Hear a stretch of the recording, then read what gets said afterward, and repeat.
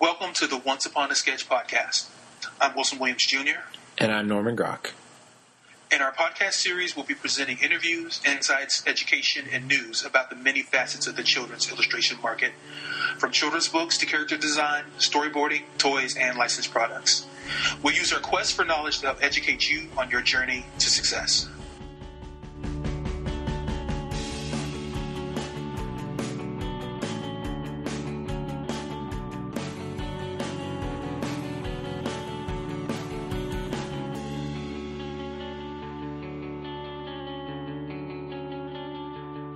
Hello, ladies and gentlemen. We'd like to welcome to Once Upon a Sketch an award-winning designer and illustrator who has done license work for Crayola, Disney, and Pixar.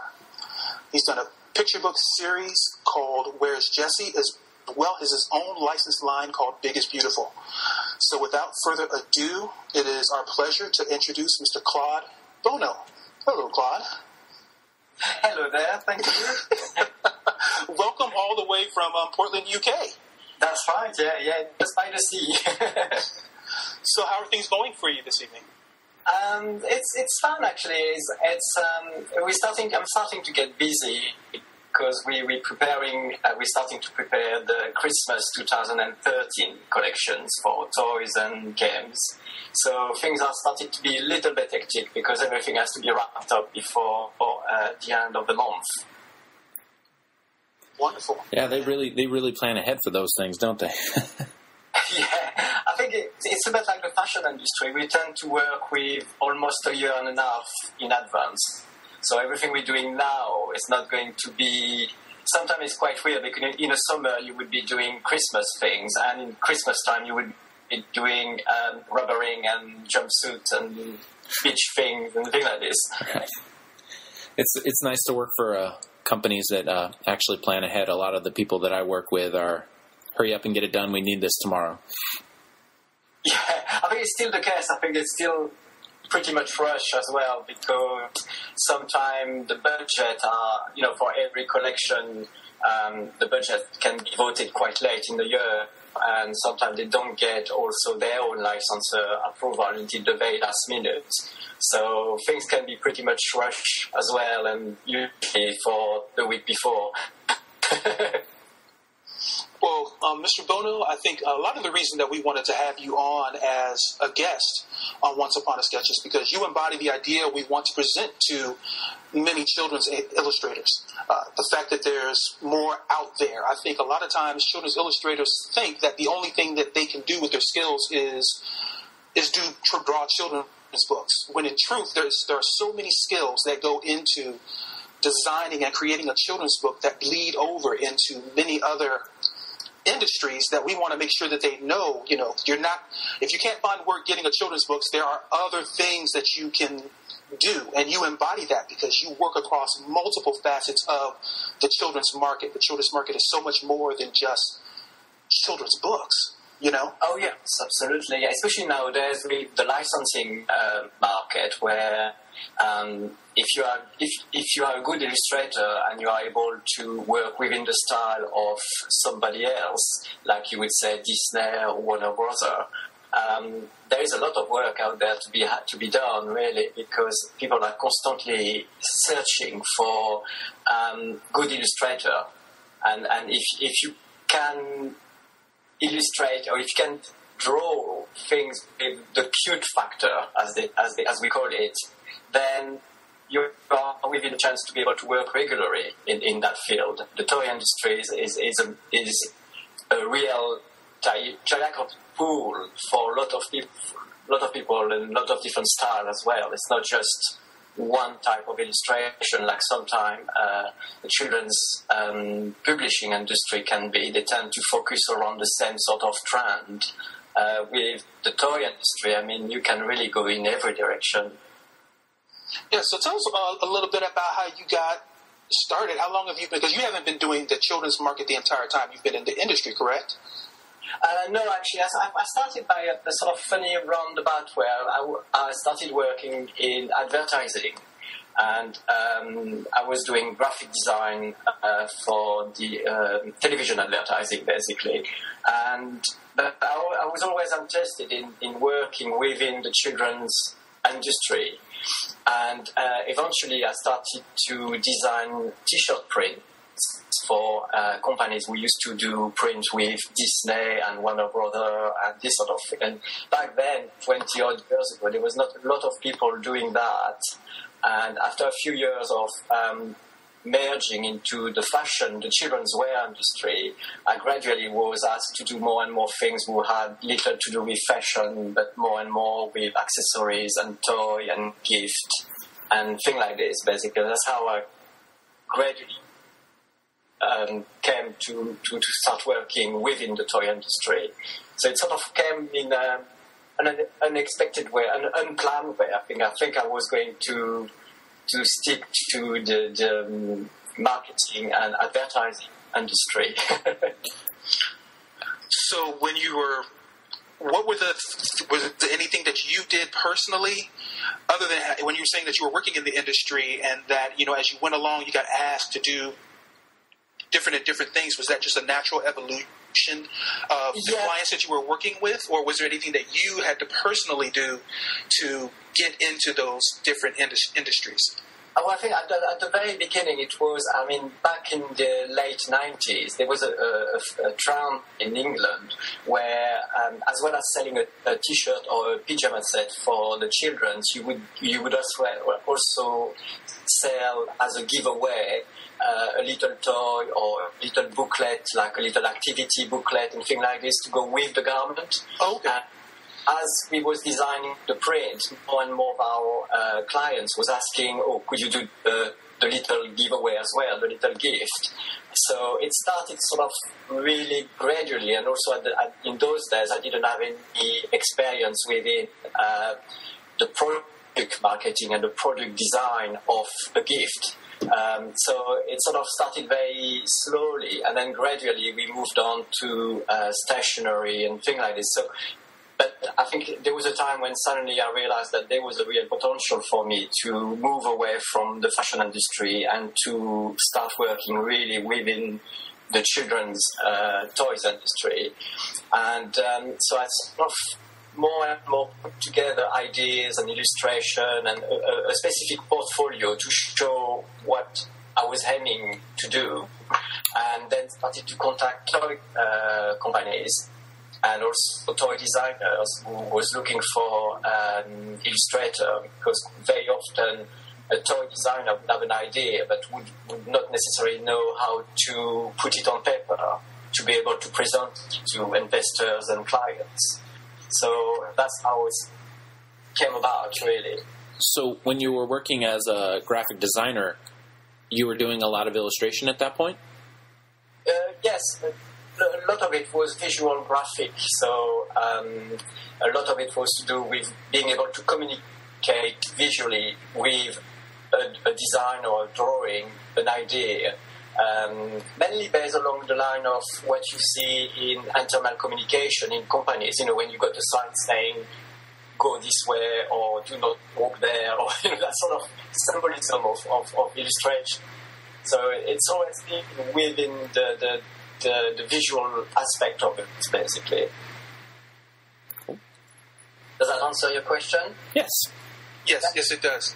I think the way it seems that the market is changing is that when you got into it, you've been in the industry for over 20 years at this point, correct? Yeah, I think it's going to be 25 years next year. Congratulations. And what it seems to be that when I came into the industry a long time ago, when you could kind of come in and like you did, learn and grow as you went along. And it seems like the industry is changing a bit to where they're kind of expecting you to come in with a little bit more than what we may have came in with. They kind of want you to come in ready to already perform the job at a professional level. And luckily for you, from everything that you're indicating, you had the opportunity to kind of grow and evolve and learn all those different trades as you went along. Have you seen what other kind of changes along that lines have you seen within the industry?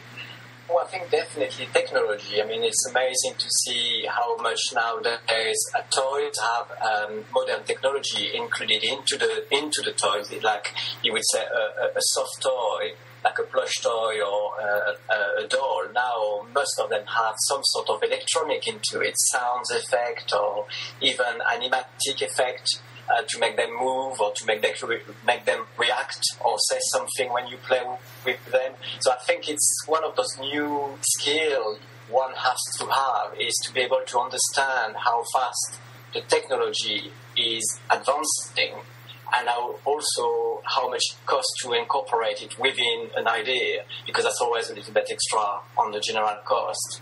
So I think nowadays, for a designer, it's not just a matter of, I would say, sitting down and pushing your pen. I think it's also a matter of being aware of what technology has to offer and how to merge both toy, games, and that technology. The app for Android phone are a very good example. I mean, nowadays, more and more designers are asked to in a toy, so the phone will interact with the toy, or the toy will interact with the phone. That has completely become part of the norm nowadays for children. They are so much more aware of computers and gaming and all sort of electronic activity. It's much more complex, and yet it's never been so easy because the technology is there to support it as well. When you're designing something like that, does the company come to you and say, we want to put this technology into this product, or do you have to make, or do you get the opportunity to like make a suggestion, be like, this would be a cool idea?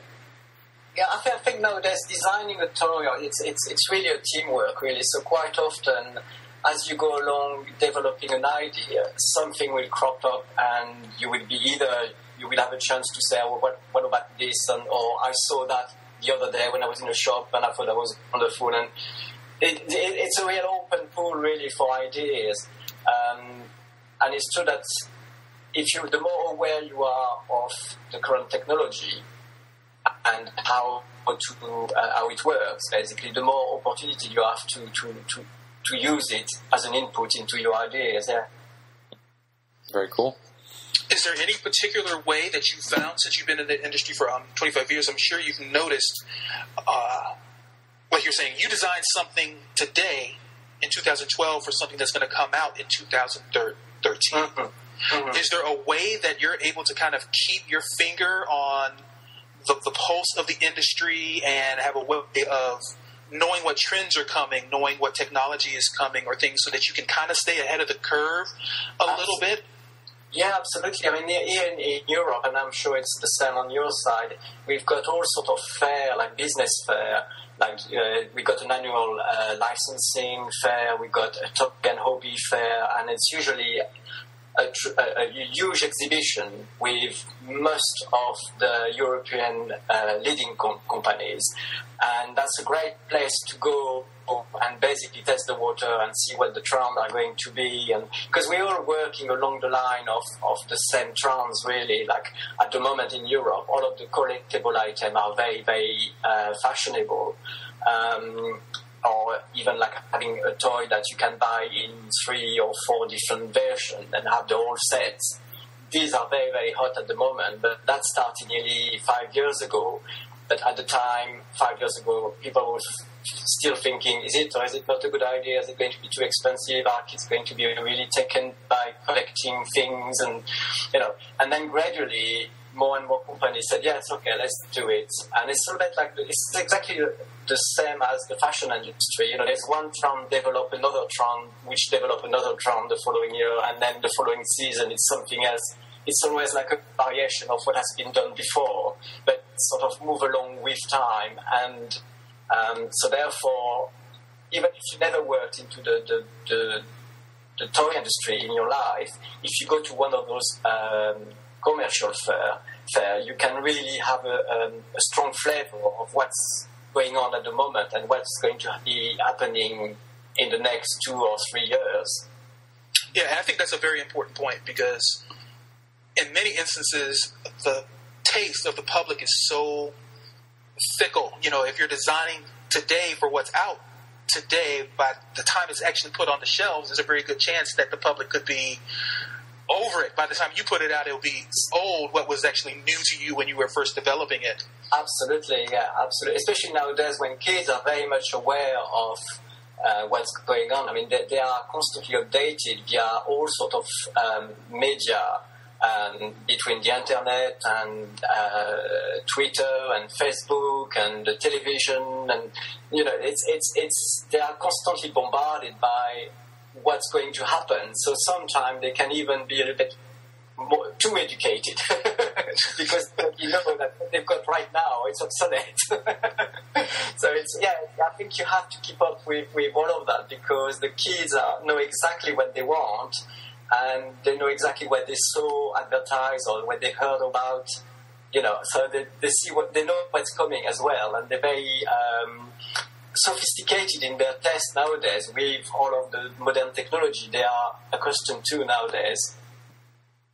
Well, and we know from looking at the things that you've done dolls, you've done plushes, you've done activity sets and fashion things, and licensed fashion things of that nature. Are there any particular genres that you work in that are your favorites, or that are more pleasurable for you? Or I would say probably at art, I'm much more orientated for the girls industry. I love everything cute and fluffy. So I suppose I do have a handwriting, as we call it, who probably goes toward the girl industry rather than the boys, because I've got a real sense of what's cute and what makes a toy cute. Very often I'm asked to turn an idea which is actually a good idea, but the initial sketch and concept are a little bit too rough on the edges, and I'm often asked to make it look cute. That's good because I enjoy it. And if I go to a shop, I always go first to the girls department. Well, from what little I've heard or ascertained, a lot of times there's a lot more difficulty designing things for boys than there are for girls. I think from what, tell me if this is your experience or not, that girls have a lot broader, a much bigger breadth of what they are attracted to visually and creatively, versus boys is a lot more limited. It seems like, from what I understand, toy designers and many companies have a lot harder time developing things that really can stimulate boys, versus girls are just an open book for anything and everything that you can kind of push their way. I think really on a marketing level, I think it's mainly come from, with my experience, that boys are less creative when it comes to role play and playing as a team and creating something with something else. Let's say they got one toy and they have to make believe. Little boys tend to be less articulate. So therefore, what you give them is what they're going to get, is as good as it's going to get. With girls, they are much more creative in a way that you could be designing a doll, and within hours of having the new doll, the girl would design her own outfit for the doll. You see what I mean? There's a much more empathy for being able to spiral out of what the game is supposed to really be. But when boys tend to be a little bit more by the book. If the toy is supposed to roll and go, that's as far as it's going to go. Now I'm just thinking back to my childhood, trying to think of how creative I was with all the toys I used to play with. Well, boys are much more visual as well, in a way that when it comes to packaging and, for example, even game board, the image you give them, that's what's going to really inspire them to use and play with the toy or the game. And girls can see beyond that somehow. Little girls are much more open-minded in if the doll is not exactly the size they wanted, well, they will make do with it. Or let's say if the game they're playing has certain rule that they don't like, they will quite happily skip the rule and create their own. Interesting. Yeah. And a lot in marketing observation when we put together children and we let them play on their own with a brand new toy or a brand new idea. And that's what we see most of the time. And girls tend to really go beyond the boundary straight away without thinking about it. When boys, it's a bit more reading the leaflet, see what the toys do, and if it doesn't do what they expect, then it's left on the side. Now, if we were going back since designing the toys and stuff for little girls is your favorite, could you walk us through the process of it? You've gotten the initial idea from the company or job offer, and you're getting started on developing the idea. How does the process go for you as a toy designer? Okay, well, usually we somebody like me would be working with a project designer or a project manager, which basically means it's the person who will have the initial idea, let's say, for a game or a specific toy. And someone like me will then help them to put on paper the idea they have, so we can then foresee all of the pitfall of the toy, or see all of the problem that manufacturing such a toy would be. So we can sort of start to see ahead how the long process of producing the final item on a large scale would do. And quite often a sample sketch is not enough. You need to really understand, for example, the volume of the object itself, the number of colors, if it's going to be fabric, plush or plastic, so if it's going to be a die cast or if it's going to be just a pattern cutting. So all of those technical aspects of making the toy will be then started to take shape at the first sketch and drawing we do.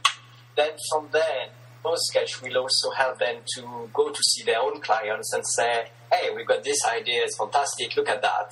So really we have to make sure that what we draw sparkles all sort of ideas for them, because then they can imagine the toy being displayed in their shop or within their new brand or within their own corporate identity. If it's a known brand of toy maker. So it's really a matter of being able to introduce the idea to the general customer base before it's even been made into a sample yet. I mean, it's just an idea on paper, and quite often explaining the idea verbally is not enough. It doesn't give the flavor of what it should be looking like, or how big it's going to be, or how enjoyable it's going to be, basically. So that's the first step.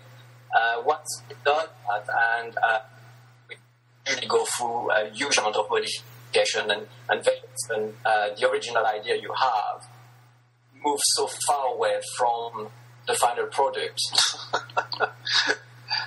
You may know. Yeah, that sounds pretty normal. Claude, I know from my experience in the licensed industry, a lot of times when you're initially presented with a product, they come in with a specific place they want what you're developing to be in the line, as far as, they have their high-priced options, they have their lower-priced options. They usually have an array of those things within a specific line that they're developing so that they have something for every consumer.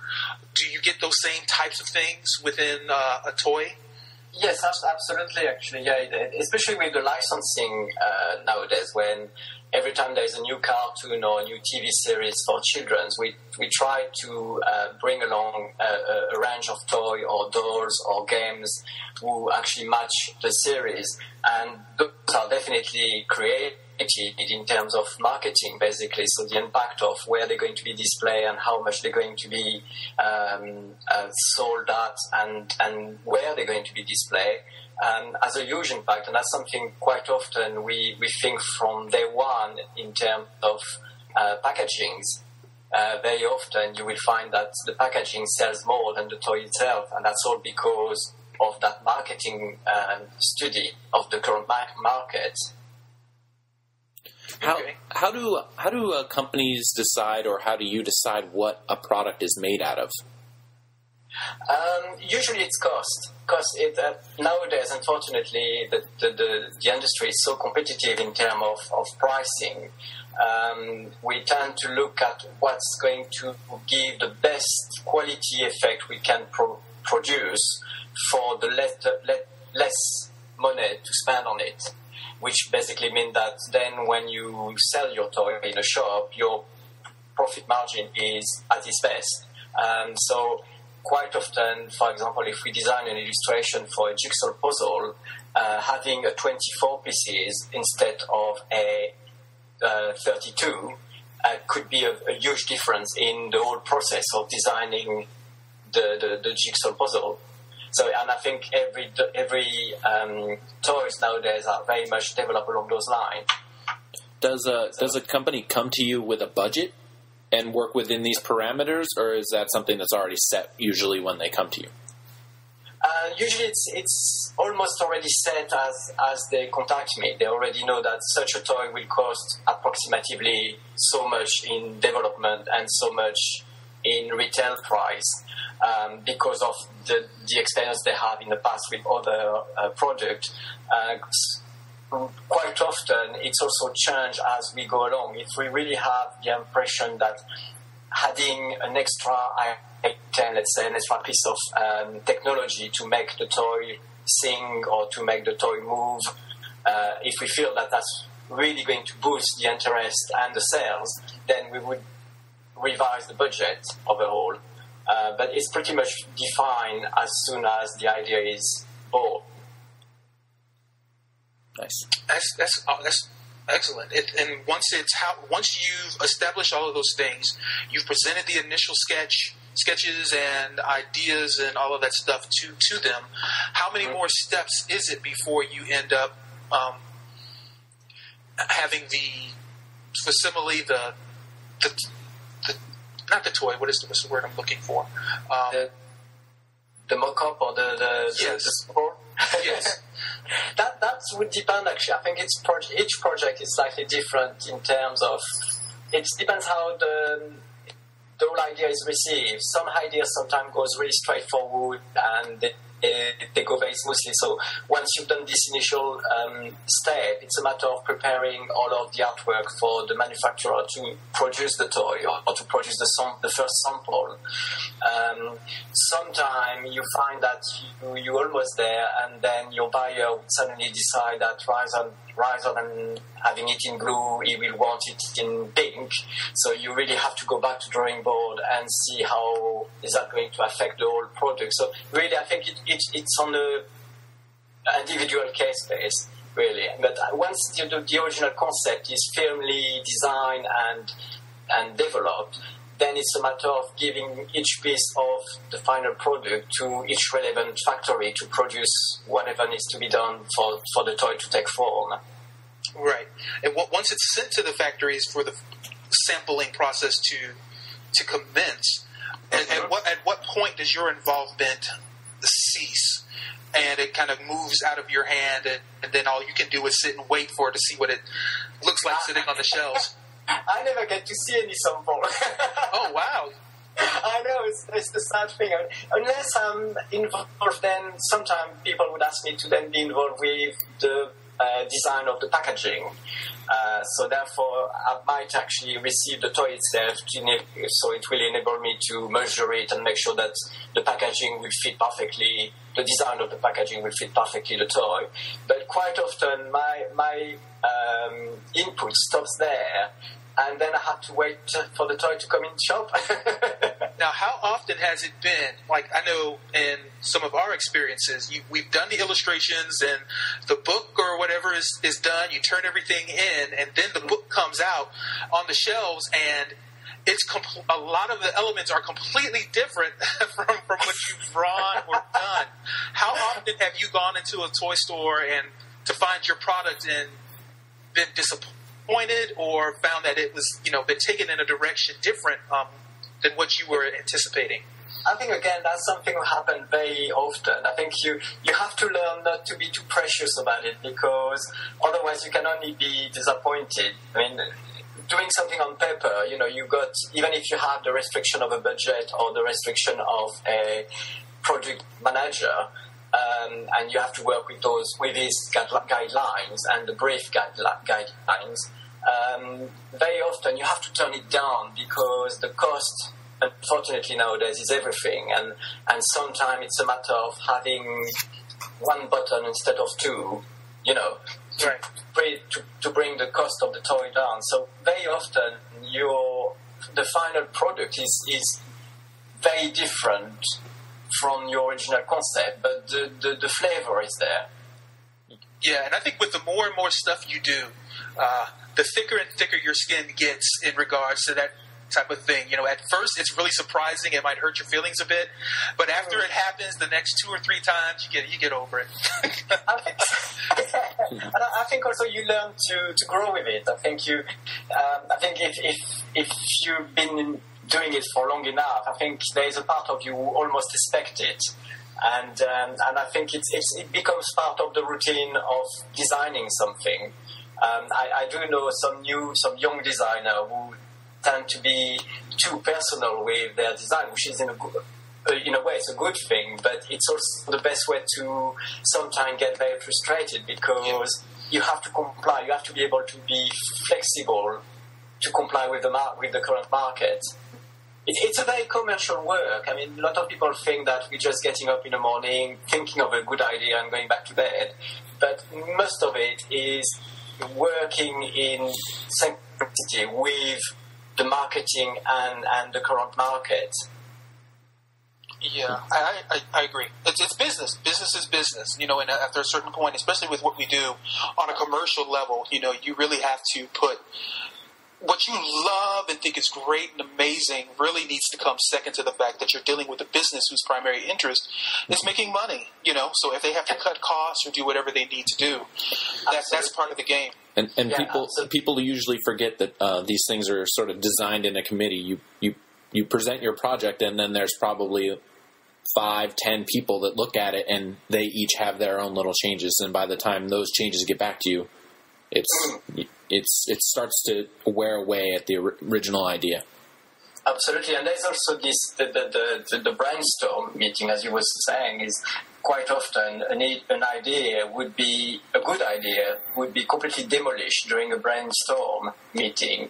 And that doesn't mean that it's a bad idea. It just means that the idea has to be taken further than the original concept.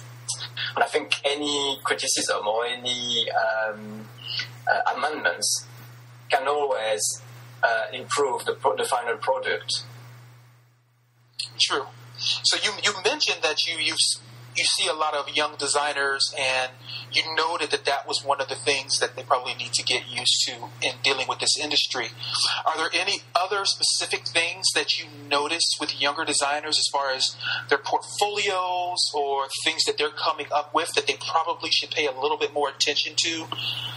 I think it's funny. I think that's probably a mistake that we are all doing as designers and as illustrators, is that we tend to put in a portfolio things that we enjoy, but which are not necessarily the most commercial. And when you go to introduce yourself to a company, what they are looking for is how they're going to be able to sell your work. That's the key thing. That's the reason why they want to see you. And very often, when you start in the business, you don't have that notion of being commercial. And you could be a fantastic illustrator, you could be a fantastic idea maker, having plenty of very, very good ideas, but none of them being, realistically speaking, a commercial idea. Right. If you really want to break it into that industry, you have to be extremely commercial. And sometimes it's mean being a little bit predictable.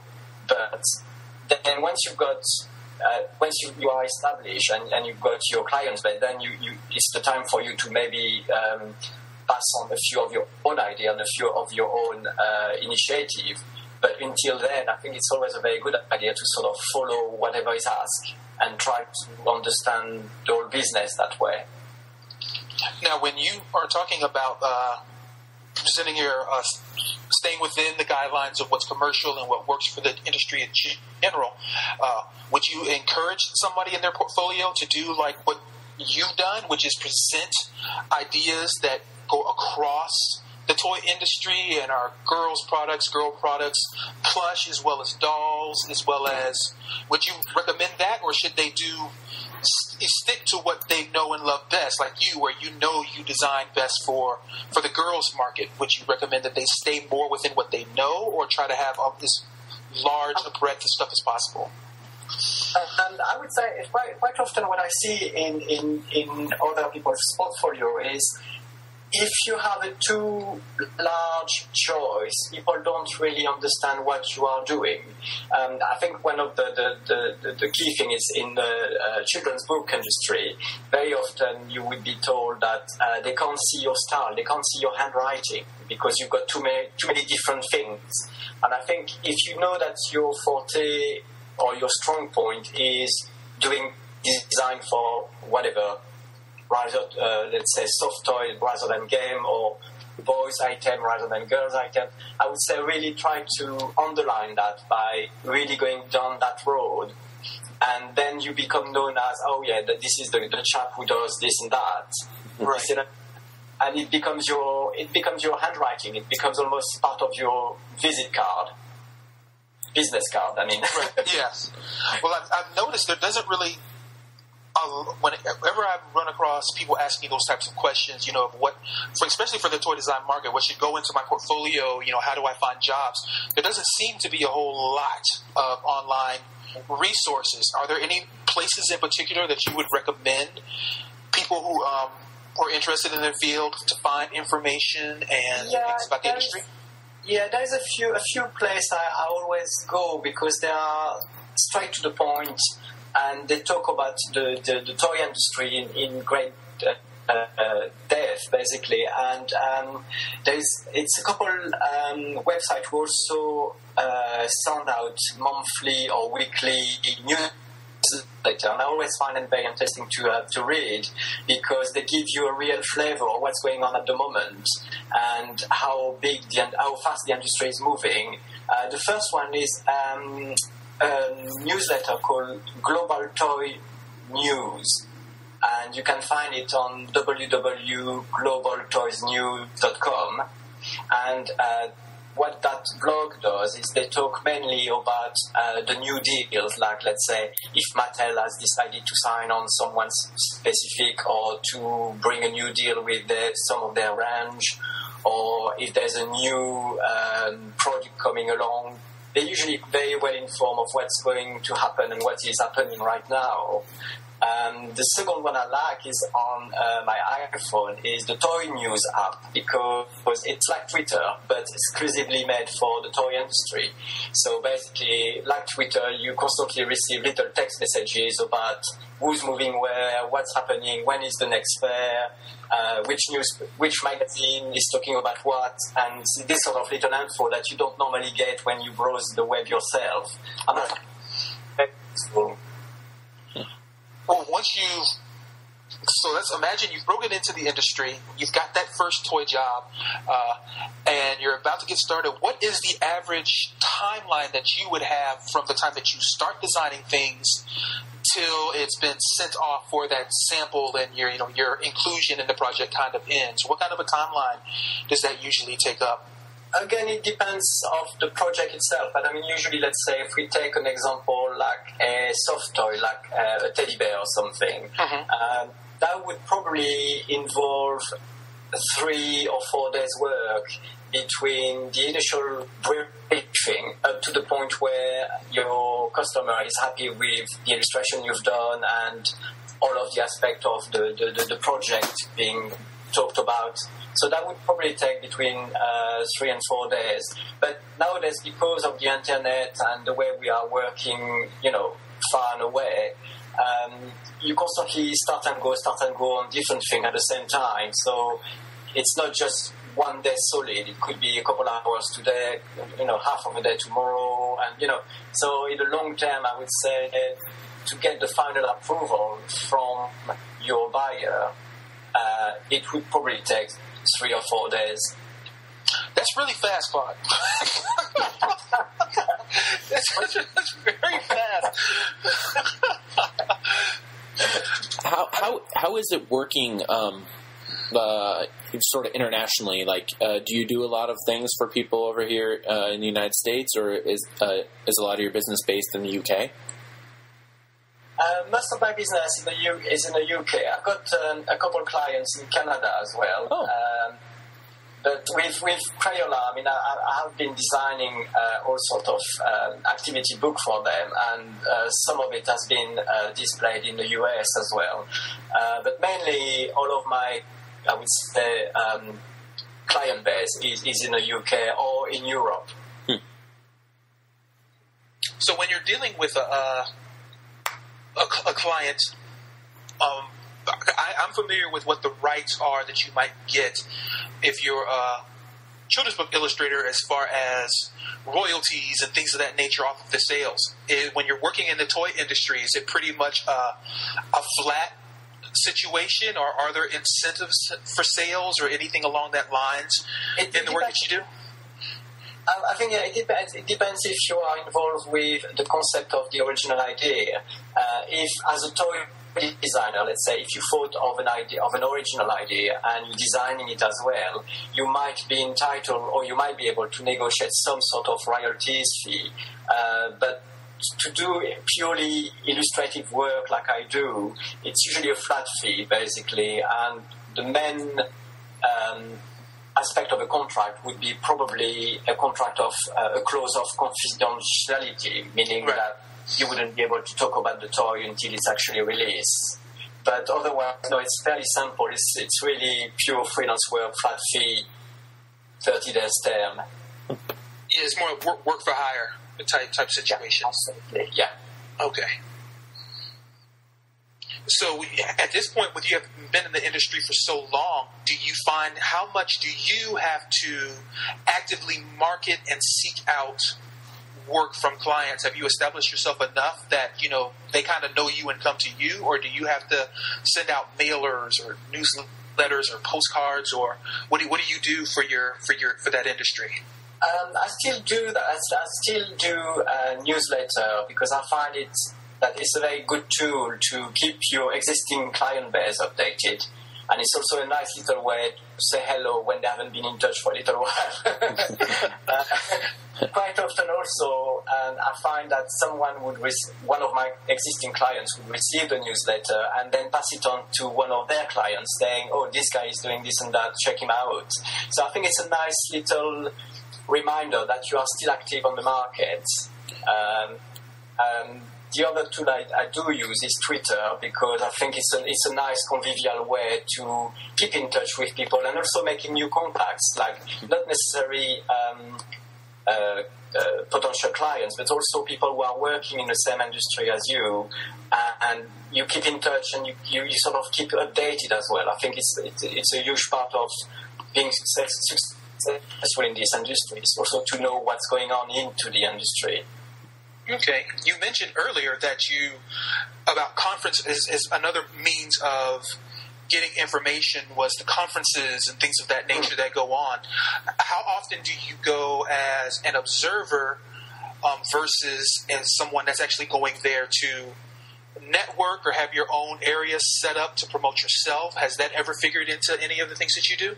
Yeah, it's usually combining in both. I mean, I usually, if there's a commercial exhibition I go to, I usually check out if there's anybody I know already there in terms of clients or even other designers. And it's usually a good point to also organize a meeting. And then as you do that, you also go as an observer and basically pick the brains of other people to see what's going on and what the trends are going to be and how things are going to be developed. So I think it's a combination of doing it both at the same time, really. Right. So I know that at one point, Claude, you had your own license that you were working on, the Biggest Beautiful one. And what I'm wondering is, knowing that one of the primary ways that people promote their lines and things of that nature are at the conferences and things like you've mentioned earlier.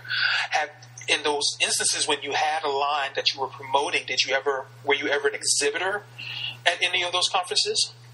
No, not an exhibitor, actually. I mean, those conferences was a great selling point for me because it was a place where I could meet a lot of people who might be interested with the particular license I was running at the time. But as an exhibitor, it costs quite a lot of money to just have a small setup to exhibit in such a commercial fair. The same way it costs quite a lot of money to copyright your own materials as a license. So I was on a sort of very strict budget. I think I was trying to keep track of what I was spending at the time. So I never did it as an exhibitor, but as a visitor, it's also a great tool, a great place to basically advertise yourself as if you was exhibiting. Because people are there to meet you. They usually, people who are contributing to those exhibitions, they want to meet new people as much as exposing themselves to the current market. So it's a sort of give and take situation. Yeah, and it sounds like, and I think that's something a lot of illustrators and toy designers probably don't take as much of an advantage of over here in the States. I don't even know that very many of them even realize how many conferences and things of that nature go on throughout the year across the country for all those different aspects of the industry. So it's good for people to know that. And yes, I looked into those prices for exhibiting. You are not kidding. That's if I had the kind of money it costs to be an exhibitor, I wouldn't need to have an exhibit.